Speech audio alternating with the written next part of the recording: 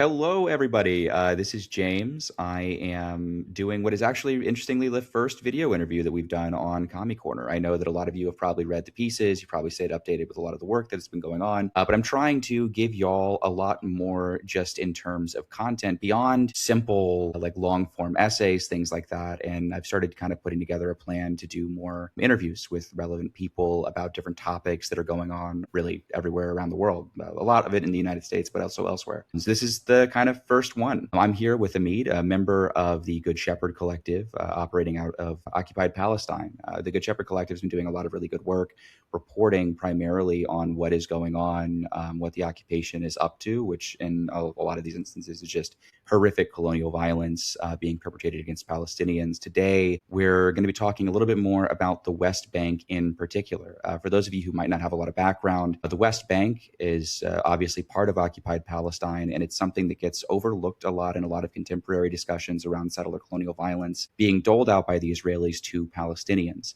Since October 2023, or October 7th in particular, we've seen a pretty drastic increase in settler violence that was already existent before October 7th in the Al-Aqsa flood operation, and moves by the Israeli government to really officialize a lot of what is going on in the West Bank, as well as moves by settler organizations to increase the amount of territorial acquisition and theft they're undergoing, which of course coincides with mass amounts of violence towards Palestinians. Data that we have is pretty stark. We're looking at over 500 instances just in 2025 of demolitions. Those demolitions not just simply being housing structures, but also water structures, businesses, things of this nature. You're talking tens of thousands of people being affected. Reading through the numbers, 17,580 women affected, 18,271 men. You're looking at uninhabited and habited structures alike being directly targeted, both by settler organizations and the Israeli military. A lot of these demolitions are being done through the imposition of a really rigid permit system that has been really maintained with the sheer goal of ensuring Israeli colonial supremacy within occupied Palestine in such a way that enables the Israeli government to have a quasi-legal justification for demolishing Palestinian homes in the West Bank. Although it's notable that when you read through the full data of a lot of these demolitions, which I've been doing over the past week, thanks to Good Shepherd Collective and their data collection and kind of like efforts, there are a lot of instances where these homes are being demolished without even going through to like legal or permit processes, where the Israeli military is simply declaring that we own this now functionally, that we are displacing the Palestinians involved. As a result of that, you're seeing a sizable amount of displacement and a sizable amount of communities being affected. In some instances, we're looking at maybe a family, maybe two, maybe three, and others we're looking at the demolition of entire villages. And the scale is really increasing as we're getting in 2026. So I wanted to talk a little bit with you, Amit, and kind of go through what it looks like on the ground, what the future looks like for the West Bank, and why ultimately it's so unbelievably critical for us to be kind of talking about what's going on. Because oftentimes I think when we're having discussions around genocide in Palestine, it's obviously, and I think understandably, focused very heavily on Gaza. But there's other elements of oppression and what I would argue as functional genocidal operational planning being doled out by the Israelis, not just in even Gaza and the West Bank, but also in the occupied 48 territories as well. So if you want to maybe give your background and talk a little bit about what you kind of do, feel free. Thanks for having me, James. I'm very honored to be on here. My name is Amit Faleh. I am a recent BA graduate of Social Thought Economy and Policy, which is fancy for political science and economics. I would say, area of expertise in this regard is political economy, more qualitative political economy. And your question regarding the West Bank, its future, its current state, it needs to be very much dissected in order to be answered. So there are three main avenues that we can talk about with regard to the West Bank. The first one is settlement. The second one is legality within the Israeli system. And the third one is the genocide, what processes it accelerated. With regard to settlement, Israel has a plan to erect 22 new settlements in the North and West Bank. That's been voted on by the Israeli Knesset. It has been in place, and they're already establishing settlements. For example, in Nablus, a week ago, a new settlement has been established. It's called Rehabam or Rehavam. It's in the east of Nablus. Settlements in Jenin that were evacuated, quote unquote, in 2005. They're coming back. Sanur, Homesh, those settlements who, on the brunt of Palestinian armed resistance during the Second Intifada, they were evacuated because they were not, quote unquote, viable security-wise for Israel. they're coming back. In that sense, settlement has been accelerating, and with it, home demolitions. So, if we take a look at the number of home demolitions and we dissect them based on area, we can see very stark images. 38% of those demolitions taken from OCHA, UN OCHA, are in Jerusalem, East Jerusalem to be precise. About 26 to 30% of those demolitions are also in the northern West Bank, with the rest being the southern West Bank and central West Bank. So we're talking about a very huge focus right now on the northern West Bank. But this focus is not of happenstance. The northern West Bank compared to the southern West Bank, its settlements are not as large as the southern West Bank. They're not connected with the quote-unquote Israeli metropolitan infrastructure system where like it connects to Jerusalem, it connects to 48 proper. It's still in its sort of incubator stages. So for example, if you compare any settlement in the northern West Bank with the huge settlement of Ma'ale Adumim, nothing compares like Ma'ale Adumim. It's the biggest settlement in the West Bank, and it is in the south of the West Bank. If you compare Bet El to any settlements in northern West Bank, it still doesn't compare. So there's huge focus on the northern West Bank right now, and it's primarily because for the Israelis, the West Bank is an opportunity, but northern West Bank is an opportunity to finally dice up the West Bank, complete Israel's transfer plans in the West Bank, which are very much real, and it's not a conspiracy theory. Israeli politicians have been on record time and time again calling for the expulsion of West Bank Palestinians. It's in Smotrich's plan. His whole plan is to make the Arabs either subsume under Israeli power or leave. Like those are the two options Palestinians in the West Bank have. You either subsume under Israeli power, you're just powerless without any avenue for anything. You're emiserated, can be killed on the spot, or you just leave. In that context, in the context of the resistance of the northern West Bank, specifically the past few years, the armed resistance brigades that were there and were unfortunately defeated through Israeli counterinsurgency and PA counterinsurgency, Israel is preparing for the future. They don't want a reality like the one that happened a few years ago, the Northern West Bank. In that sense, settlement is very crucial for Israel in the Northern West Bank and the entirety of the West Bank, of course. Now, they're eyeing the Jordan Valley. They're trying to annex it. And Netanyahu is only opposed to the announcement of the annexation and just legal procedures of it just only because the time isn't. So there has to be a time when it is right. So he's sort of pushing back against Smotrich and Ben Gvir against the annexation of the Jordan Valley, which is the breadbasket of the West Bank and a very strategic area for Palestinians because it's the only entrance between the West Bank and the outside world. And the geographical continuity of the West Bank, it forms the geographical continuity of it. So in that sense, there's the settlement aspect. There's also the legal aspects. And I don't want to boil this down to a right versus left issue in Israel because the right and the left want the West Bank to be annexed. And even the most quote-unquote dovish Israeli left still recognizes that 48 is Israel proper. They're not willing to go the step further and say the Nakba was it, or we must give the 48 lands back to Palestinians. But it's very interesting that with the election of the Israeli far right, that all of these changes happened.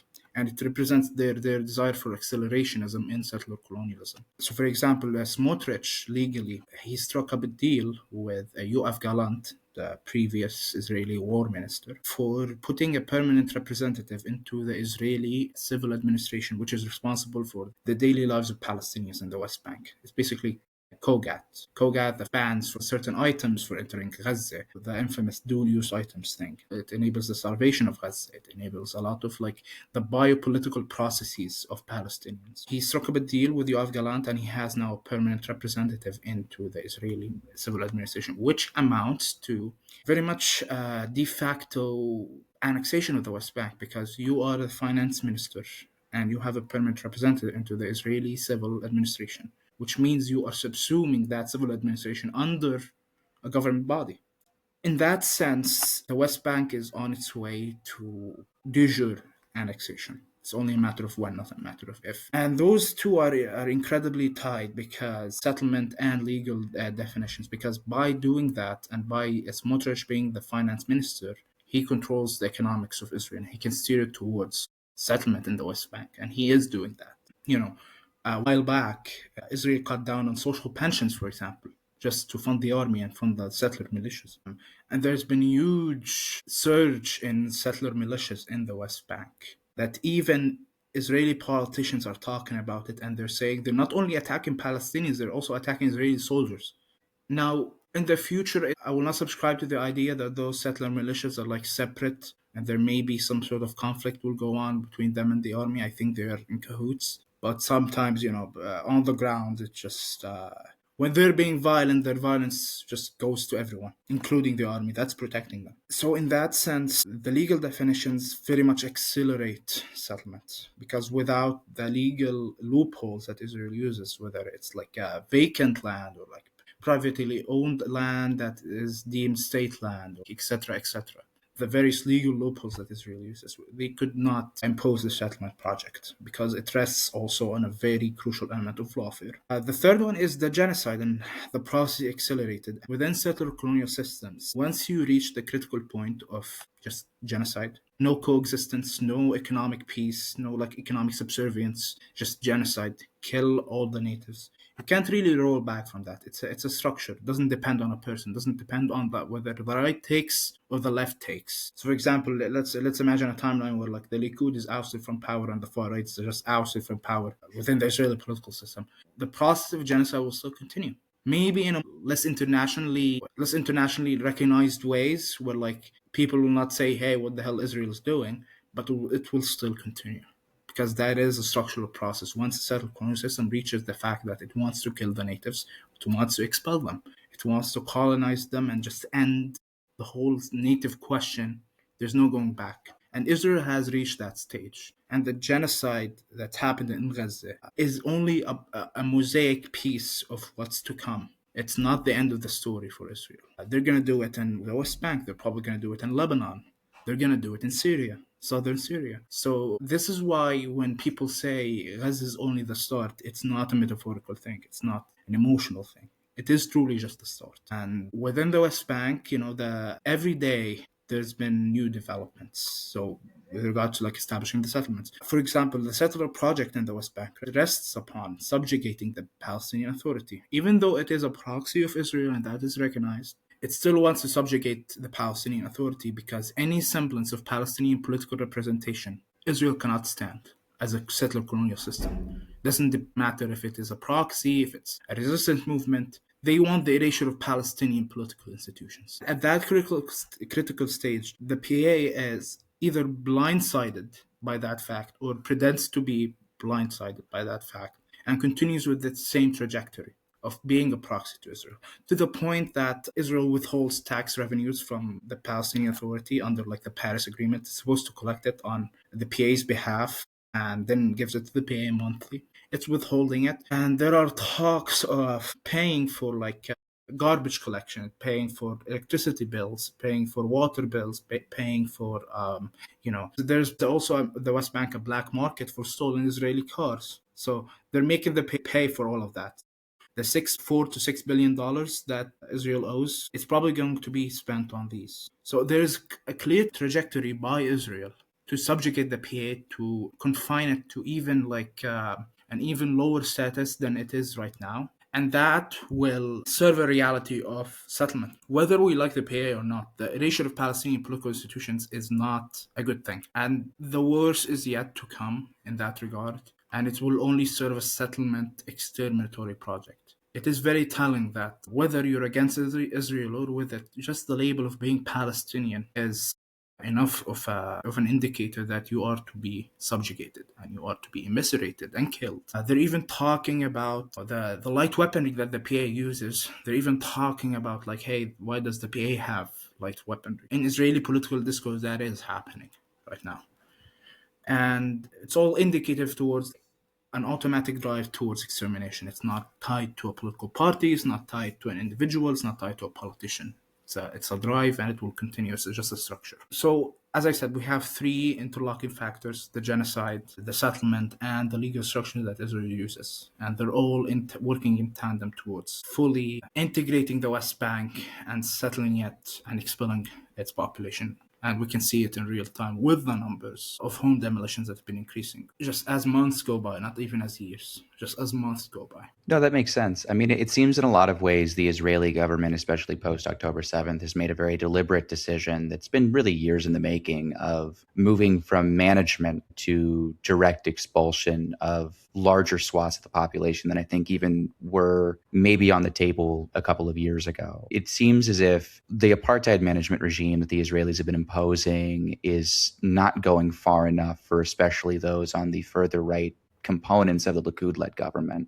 And that the left, as you're saying, really offers no alternative vision for this because they're both working within the confines of a settler system and advancing the interests of a colony with very clear, expansive territorial goals. It's interesting to note the PA, as well as is typically understood as a sort of comprador body, as itself being caught up, demilitarized, and superseded by the Israelis themselves in these areas, even as a subcontractor. And it speaks to the shift that the Israelis are making really in the lives of Palestinians in the West Bank as well, I think. I listened to a recent interview on the Turbulence podcast. Like shout out Seamus and Dylan, a really good podcast if you haven't heard it, where they were talking about the West Bank as well. And they noted that traditionally it seems that the PA had offered Palestinians a sort of a trade in the West Bank of a sort of subjugation and authoritarian structure and a sort of politicization, sort of excluding yourself from political mechanisms for the sake of living out this sort of bare minimum subsistence lifestyle that is maybe being supplemented by employment in like the Palestinian Authority.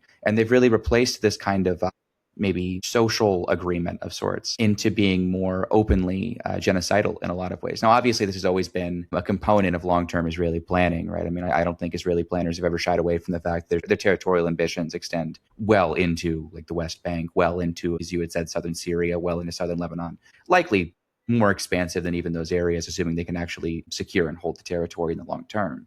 And with that, obviously, comes the ethnic cleansing goals, given the Israeli dynamic of maximal land control and minimum population. But in the West Bank, what we're seeing, I think, in a lot of ways that I find particularly troubling is not only are the settlements expanding at a more rapid rate, not only are the settlers entering, settlers who don't always seemingly have agreements with each other even. Multiple settler movements are basically vying for control on the ground, which is, I think, driving more movement as these organizations are trying to bolster their own numbers. But you're also seeing very deliberate planning on the Israeli side beyond the typical like securitization coordination you have with the military of like once your like outpost is established, you're essentially going to have maybe support in terms of weapons and in terms of training, in terms of Israeli firepower when you need to call upon it, et cetera, as these outposts play functional like military surveilling and policing roles in these areas. But you're also seeing it go a step further where it seems as if the Israeli government is openly incentivizing settlement expansion into really key areas to disrupt the territorial integrity of the West Bank itself, right?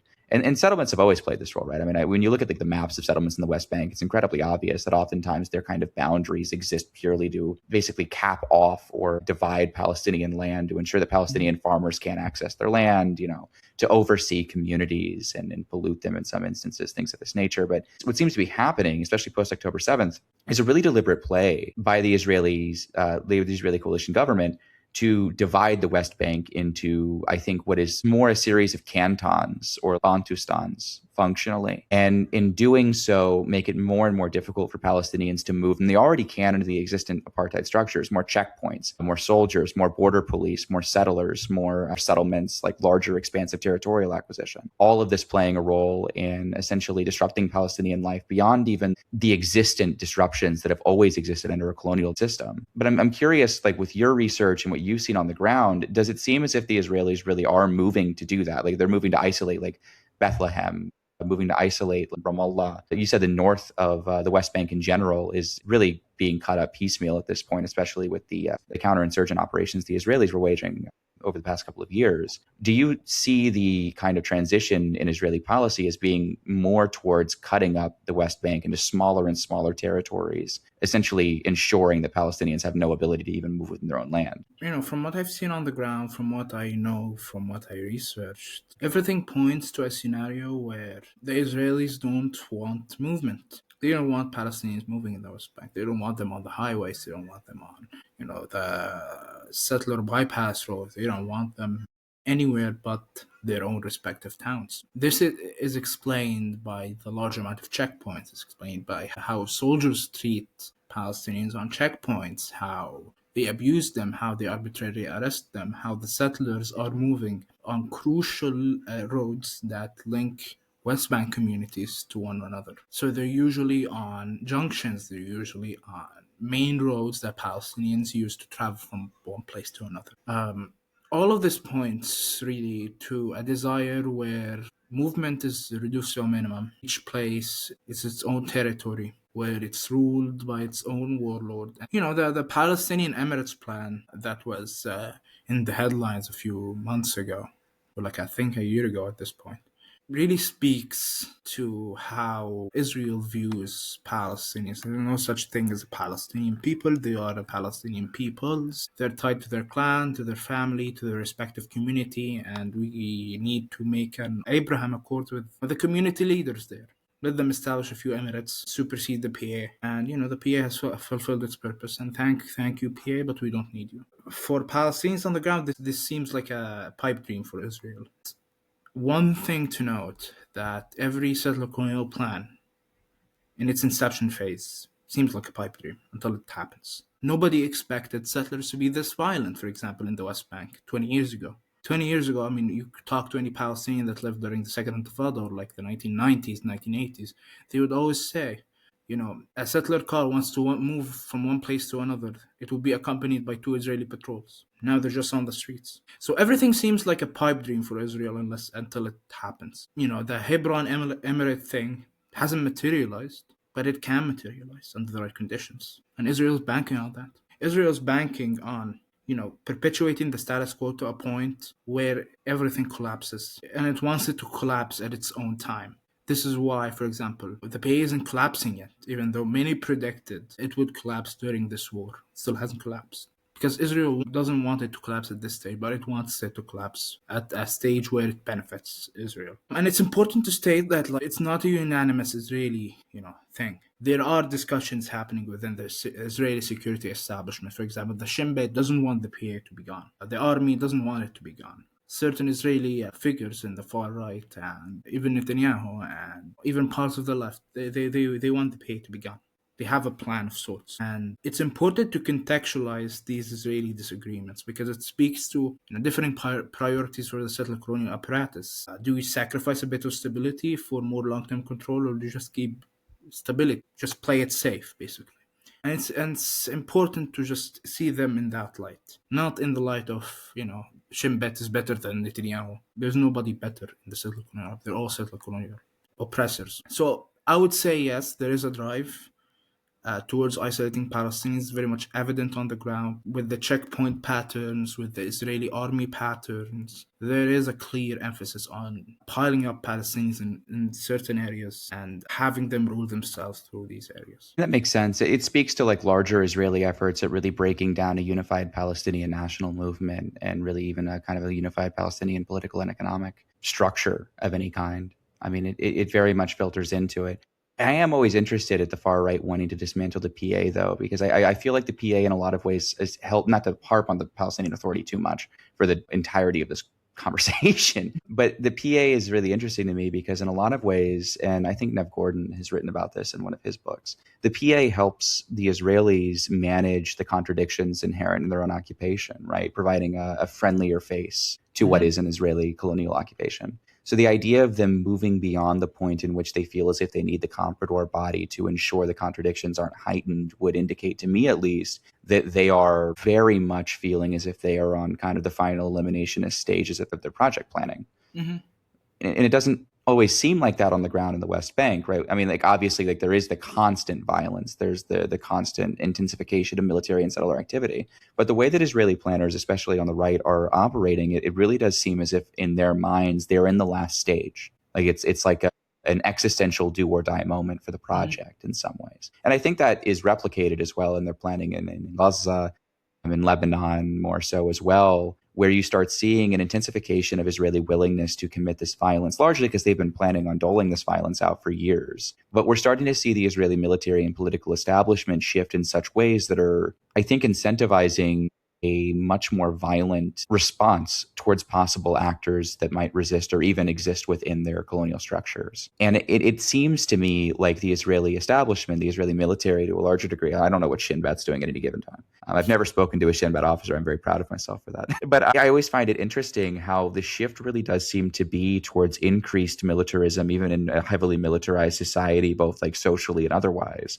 and increased activity to try to expand rapidly the territorial gains that the Israeli colony is realistically making. And it contrasts with kind of, I think, some of the image, I think, that's painted by some who would see the Israeli colony on its last legs in some ways. And I guess like when you're looking at economic indicators, when you're looking at settler movement on a macro level within the colony, there are indications that the colony itself is beginning to spiral in some senses. But it seems as if as that even is happening, as those trends are, that we're seeing this willingness for the establishment to continue this mass ethnic cleansing operation in all of these areas. And I mean, in the West Bank, like when you're looking at the demolition numbers and you're really reading through the data, it seems like they're targeting everything. I mean, you're looking at small businesses being dismantled. You're looking at water infrastructure being systematically annihilated. You're looking at the housing structures, obviously, of so many people, in entire villages being just overnight bulldozed, right?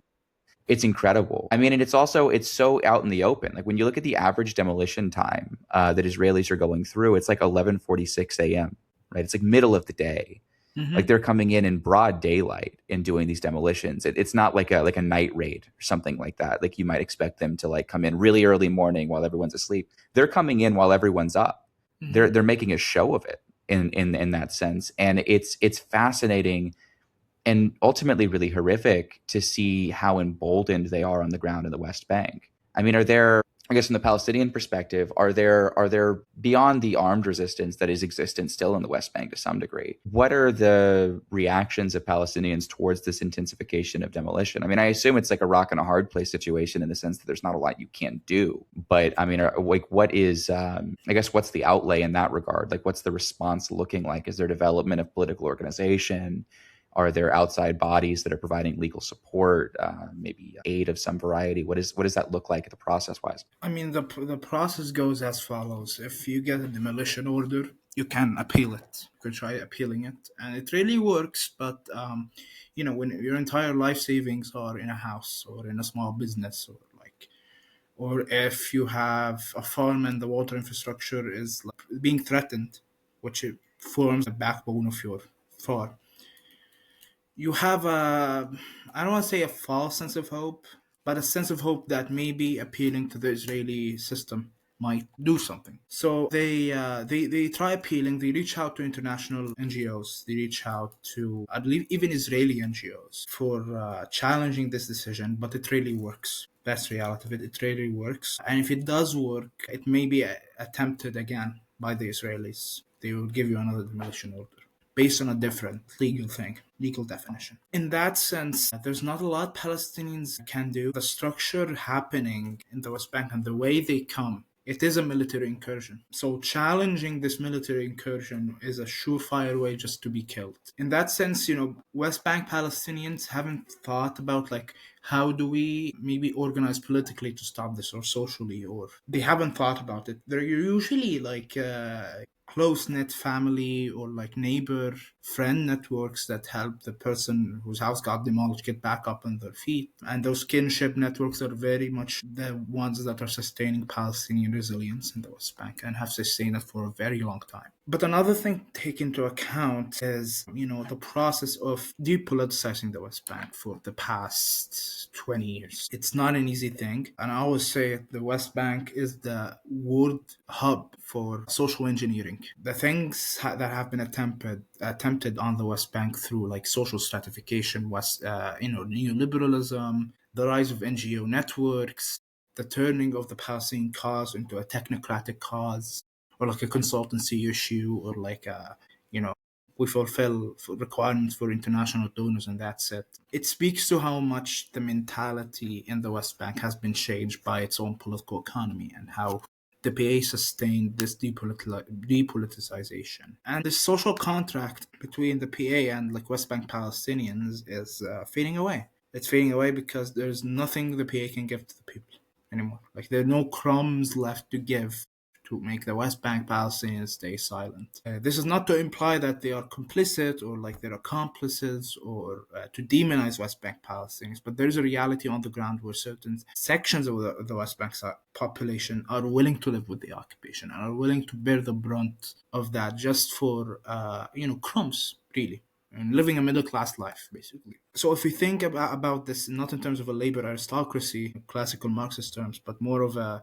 people's aristocracy, I guess, that cuts across classes, really does cut across classes, and it can be seen. You start to get why depoliticization happened when there's no avenue for political expression. When you get a lot more than often large, bank transaction, you get something sent to you that's like exceeds a certain amount. You get called up for an intelligence interview.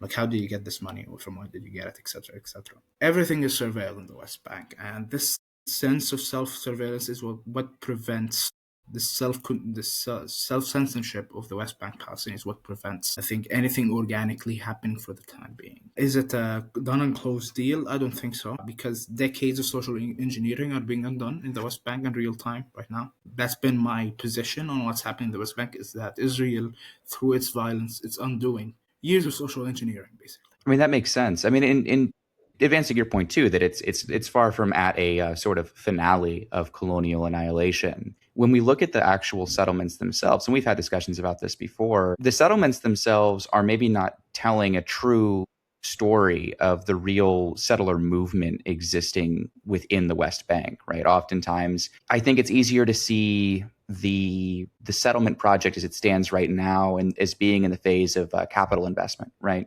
Mm-hmm. Where the infrastructure is being laid, the structures themselves are being erected, but it's actually unclear to a large extent whether or not a lot of Israelis from the 48 territories, especially those who are more accustomed to these sorts of fruits of these sort of more urban centers of the Israeli project, the real centers of the colony, right? Like Tel Aviv, for example, or so-called Tel Aviv. It seems as if a lot of these settlements in the West Bank are either empty or overstating the number of settlers within them. In many instances, as Good Shepherd Collective has noted, like if you're looking at multiple settlements, they're not counting the numbers of heads in the settlements in their reports. They're counting families. Oftentimes, individual settlers are members of multiple settlements in an area. So it seems as if the settler movement itself is inflating its numbers in an effort to incentivize more funding, right? To garner more attention, to garner more like funding from what is primarily like a foreign private donor class, right? Even outside of the Israeli government itself, like U.S. donors in particular play a major role in the facilitation of settlement construction and maintenance. But it's interesting that we look at the maps of settlement construction, and when you start looking under the hood a little bit, it seems as if it is not quite what it seems, right? It seems like the Israelis, if anything, are laying the groundwork in hopes that they're able to, even in the process of unraveling this social engineering they're doing, that they're going to be enabled enough or are able to solve the question of the West Bank with military force and settler force. And I don't know if that is really feasible in the ways in which they're outlining it. I mean, I guess the calculation for Palestinians on the ground in the West Bank, though, is that like looking at what has happened in Gaza and knowing that that could happen elsewhere, right? The destruction that's happened in Lebanon and in Beirut, knowing that, and then looking at like, okay, what is our political outlay? Even looking at the outcomes of resistance groups in the north of the West Bank, and how counterinsurgency and PA complicity was able to functionally imprison or kill so many of those fighters, those martyrs. It seems as if the Israeli project is mentally in a stage of finale, but is physically in a stage of preparation. And it seems as if Palestinians themselves are similarly placed in this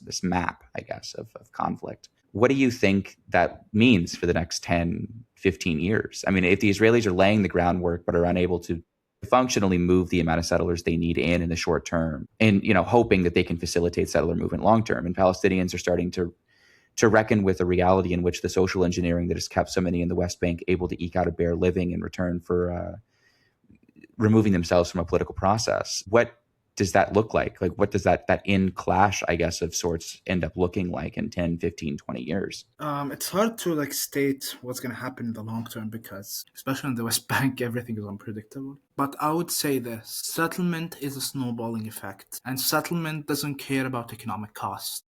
A settlement could be economically costly for Israel. It's not When people discuss settlers, they would often say, "Oh, they have pensions. Oh, they living off the state. Oh, they're like living off the Israeli quote unquote state, and this is why they settled." No, it's more ideological than that, and we should recognize the ideological roots of the settlers that are moving into the West Bank. They're enduring hardships. They're really enduring hard when they set out in the wilderness and they pose as shepherds and they're willing to start like with a small caravan. Why should they do that? But they could just work a 9 to 5 in Tel Aviv. There's a reason behind it. Capitalists' acceleration in everywhere prompts movements like that to happen. Movements where they're disillusioned with the 9 to 5. They just want to explore the unknown, the frontier. And the frontier for the Israeli is the West Bank. So, there's no gold here, so there's no gold rush. There's no like something especially like expensive to vie for. There are no riches. There's no El Dorado in the West Bank. But what there is purpose. There is purpose in the West Bank. You serve a divine mission of settling Judea and Samaria, quote unquote. And you find your purpose in life through settlement. And on an individual level, this is what the Israeli settler feels, I believe. They feel a sense of purpose and they're willing to endure those hardships. Even if so the question of government aid to the settlements, let's throw that out the window. Maybe it will be smaller in scale, but settlement will still happen. But as I said, it's a very much a snowballing effect. If we look at, the settlement patterns pre-Nakba Palestine, it was also very much unprofitable, the kibbutzim. They were unprofitable, and the settlement, and like the Zionist movement had to bail them out time and time again. But it was establishing a model for settlement. It was establishing presence. And lots of the settlements, so we'll talk about. So, for example, I delved into like Dead Sea, the settlements surrounding the Dead Sea in the West Bank. As you said, they would count heads, a number of families instead of heads, like each individual person. They would not count. They would often, the data that they give often contradicts NGO data. They usually inflate the numbers there. What usually happens is that they advertise the settlement as we grow dates, we grow X amount of crops, and when you look at the data, they grow meager amount of crops. And we look at Israeli master plans, they actually have master plans for the settlements also. So what they should do in the next 5 years, what's their structure like. They looked at like the farming patterns of the settlements in the Dead Sea and the northern and like the Jordan Valley, and what the data found was that lots of the crops they grow are just very much unprofitable. They're not making a profit out of it, not making a big profit. The only profitable crop they grow is like dates. Like there's a high profit margin on dates because, it doesn't take a lot to maintain a palm tree. In that sense, when you delve in the minutiae of like how West Bank settlements are organized, most of them are very small.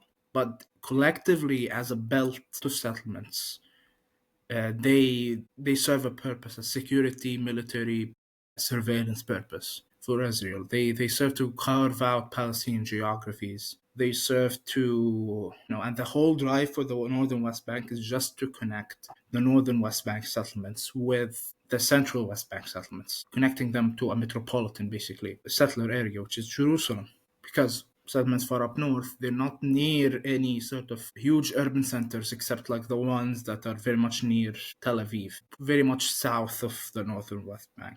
And that's about it. Other settlements are very much not near anything. And that's a problem when you're trying to, expand your frontier. You need also to have your frontier closer and closer to a metropolitan area. So for Palestinians on the ground, we see this, whether it's profitable or unprofitable, that discussion for Palestinians on the ground is moot. It doesn't affect them a lot. What affects them is the fact that whether the settlement is profitable or unprofitable, it still is a settlement and it still is encroaching on their land, stealing their property, and generally, basically, any sort of livelihood that they may have is constantly restricting them in that sense. It's restricting their movement, it's restricting even their vision for the future. So you ask a Palestinian 30 years ago what their vision for the future is very much different from the Palestinian vision of the future now. In every sense possible, settlement affects Palestinians mentally, emotionally, materially. If you get, for example, I don't know, if you get a job opportunity in the northern West Bank and the southern West Bank, you can't because there are settlements on the way and it's just a pain to go in the southern West Bank. So these are the things that Palestinians in the West Bank have to deal with in tandem with the depoliticization in tandem with feeling powerless. So usually when people feel powerless, they usually try to do something. You don't feel powerless out of like not trying to do anything. But it is paradoxical that the West Bank Palestinian feels powerless while they haven't tried doing anything about it. And it speaks to the level of social engineering on the West Bank population that the PA has, and the depoliticization and the class interests of the West Bank population in terms of its own classes and what they aspire to be. Because feeling powerless is a very immense feeling. People, most West Bank Palestinians, they will tell you, I feel powerless. But being powerless implies that you did something and you failed at it, so you feel like you have no power over something, but you haven't attempted. Push back because your imaginary is constricted by these settlements. You don't see how you can challenge them. Or you have tried for like years and years and you still, the results are just very slow. I wouldn't say like Palestinians haven't in the West Bank haven't resisted. They of course resisted and are still resisting, but a lot feel powerless without doing anything about it, I would say. That makes perfect sense. Well, that being said, we're coming up on an hour. So do you have any last thoughts, anything you want to say, any other things like that before we kind of wrap up? you know, One last thing is to note is just the emphasis on when we're discussing Israeli right, Israeli left. It's not a statement of who is better than the other. It's a statement of they are equally bad, but they have different ways and different priorities. Sometimes they meet on some things, sometimes they diverge, but the end goal is the same. Another thing is we must go beyond simplistic readings of the West Bank, I believe, especially in the West. And I'm talking to fellow Palestinians who might be hearing this. When you tell your friends about the West Bank or when you talk about the West Bank, go beyond simplistic readings of it. If you have only a simplistic reading of the West Bank, just try getting a view on the ground. Reality is often complex in the West Bank. It is you have to reckon with a lot of things. You have to reckon with a lot of contradictions, and that's the colonized subject is inherently a contradictory subject. Colonialism does that to them. And if we go beyond simplistic readings, I think we can sketch out a better view of the West Bank for, the person hearing this podcast or anyone else who might be interested to learn more about the West Bank. But there are like principles, foundational principles, resistance. Israel is a settler colony that we must not give up upon. These are foundational principles. They are not to be negotiated. Amazing. And do you have any resources that you would suggest people trying to look in and learning more about what's going on in the West Bank?